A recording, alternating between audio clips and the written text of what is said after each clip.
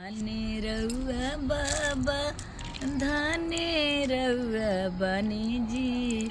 कहिया से मेथिया जोगावत रउआ बनी जी। कहिया से मेथिया जोगावत रउआ बनी जी। जाहि दिन पोतिया के जन्म भयो जी। जाहि दिन पोतिया के जन्म भयो जी। ओही दिन के मेथिया उगावत हम बनी जी। धने रउआ पापा जी धने रउआ बनी जी।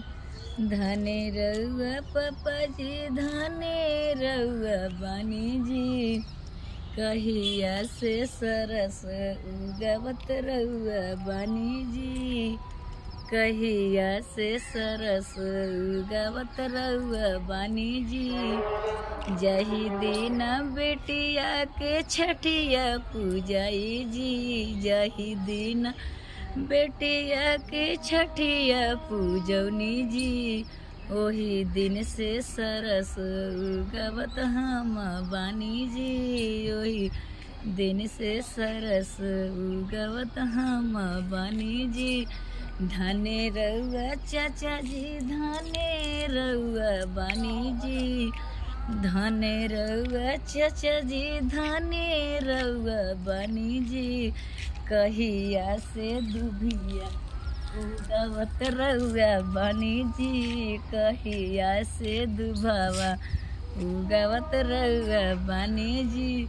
जही दिन भतीजिया कॉलेजवा जाए जी। जही दिन भतीजिया कॉलेजवा में जाए जी। ओही दिन से दुभिया उगावत हम बानी जी। ओही दिन से दुभिया उगावत हम बानी जी। धने रउआ भैया जी धने रउआ बानी जी।